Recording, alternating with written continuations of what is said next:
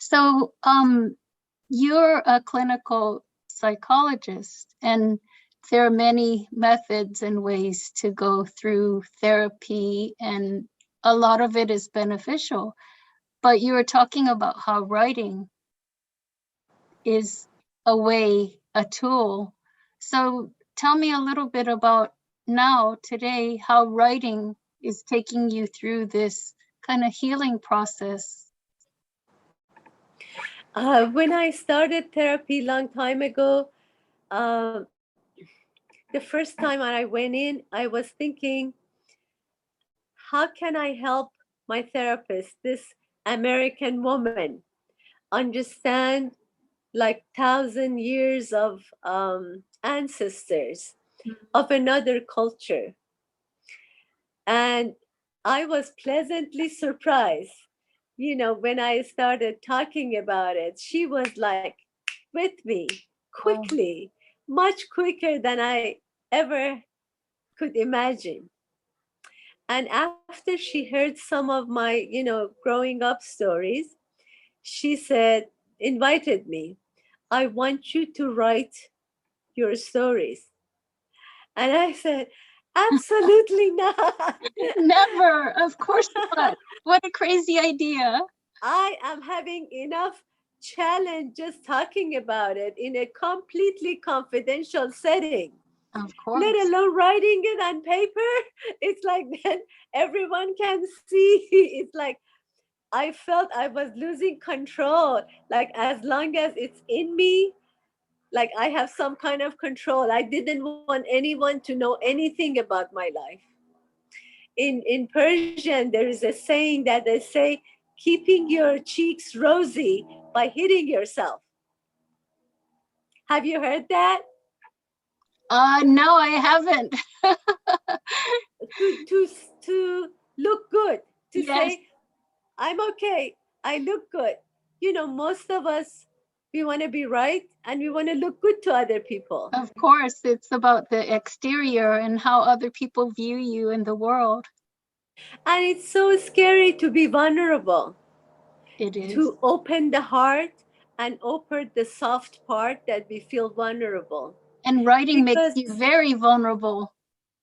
when we have been hurt by the significant people in our life, persons who were supposed to love us, nurture us, make us feel safe, protect us when we are hurt by significant family members, why should I trust anyone?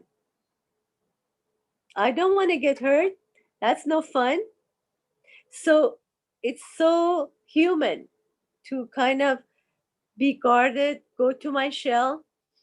I can relate to a turtle, and I feel like whenever I'm poked, I go to my shell.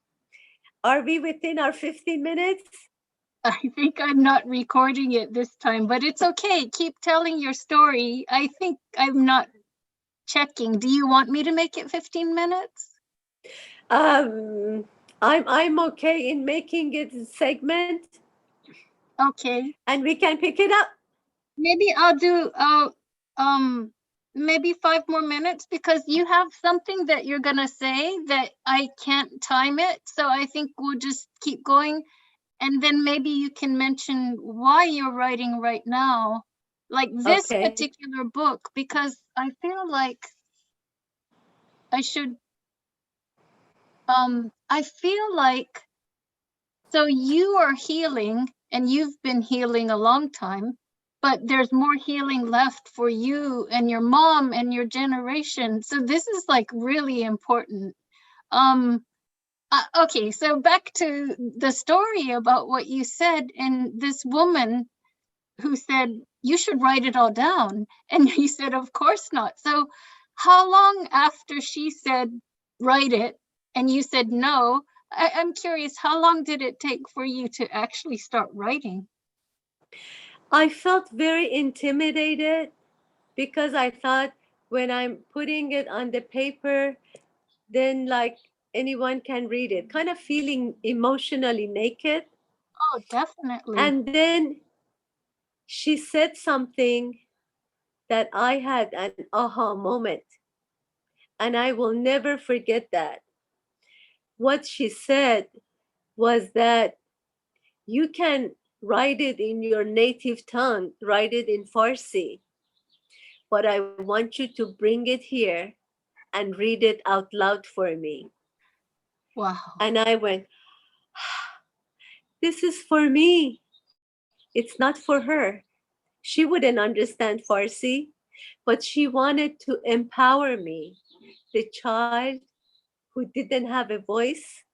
She wanted me to speak what I could not say as a child. And it was like, oh my God, what a gift. And I started writing. And Carol, once I experienced the healing power of the written word, I couldn't stop. It was like pouring from me. And I went through maybe like 100 boxes of tissue, Kleenex. I mean, I was sobbing and writing and writing. And I would take it to my session, and I decided to write it in English because I wanted not only for her to know, I wanted my family, our children to know where I came from and what kind of life experiences I had, because I knew they were directly impacted by my unresolved emotional issues. I did not have any healing when I became a parent. I was a psychologist, but I did not have my own healing. It's not about the knowledge, it's not about studying the science of psychology. It's about doing our work, cleansing, cleansing of what no longer is working. I'm sorry, I did watch the video with you and your son, and there was one point where somebody said, "You're a psychologist, you should be done with this by now." And I couldn't help but say, "Oh my God." You We know, that is a dear, dear friend to my heart, that we have been in a healing group for a long, long time, and someone that I can always trust, um, and have deep admiration for. And he's a world traveler, very, very wise person. And he was the one who said that. And I said, you know, the journey is a lifelong process, Yes. whatever it takes. Maybe this is a good time to say that in healing from childhood trauma, it's really, really, really important to be gentle, to be patient, and to be compassionate with ourselves. We can't force recovery, can't be impatient and say, oh, come on, that happened long time ago. I'm 73. And sometimes, even family member, even my husband is like, is there going to be end to this healing journey? Um, and it's not easy, it's work. Yeah, it's not easy. Sometimes people say, like, just tell me what to do, like 1, 2, 3, 4, and I'll do it. Yes, yes. And it's like, I don't have any quick fixes. Well, There is part no of us magic wand. wants part of us wants that quick fix, and part of us wants the psychologist or psychiatrist to, even within ourselves, like, oh, I can fix this, right? I mean, I'm sure there's part of you who thinks I can fix this, like, with my skills.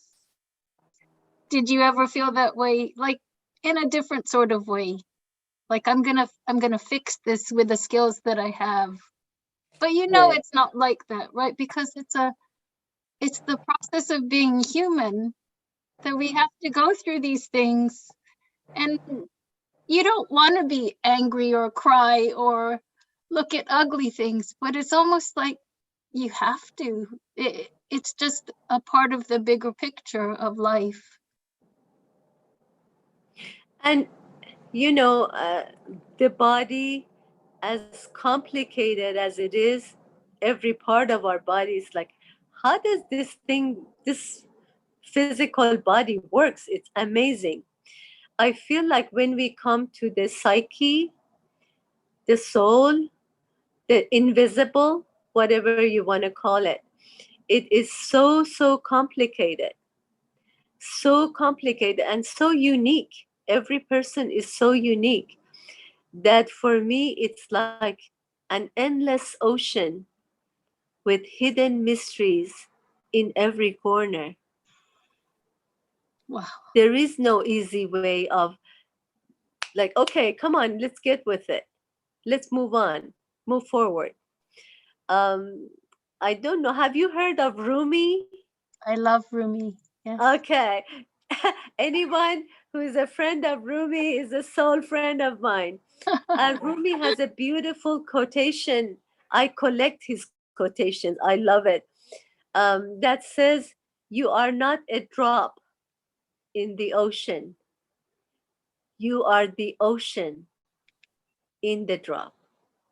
So it's like this universe with billions and billions of galaxies is in one drop. How do we make the connection? How do we make sense of it? Just not easy.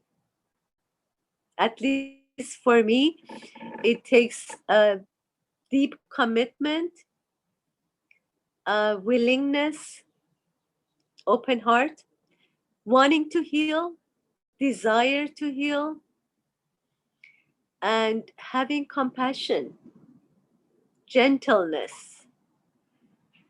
Um, and it's work, no shortcuts. But you're very aware that these pieces come from the universe. I think that's what you're trying to say, aren't you? That it is work, but somehow we're getting pieces from different and people. it's so worth it. You know, it's kind of like when it feels all like shadow darkness, and then you get a glimpse of the sun and it's like, wow, so beautiful. And then that really inspires of that possibility of being in peace, feeling whole and complete, feeling grounded. I'm not talking about happy all the time. Mm, I'm I talking about understand. being in peace, Yes. even if it's for a few moments. When we experience that, it's like that is a possibility, that all that critical inner voice is off, like deep breathing and really being present. It's like life is precious, Wow. regardless of what challenges we have in our life. I mean, in physical body, we always are gonna have issues. You know, that's just life. Wow. That is just beautiful. So I think this is a good place where we'll end our conversation. And I can't wait to hear more about your writing and what else you're doing. So thank you so much for today and chatting with me. See you next time. Okay.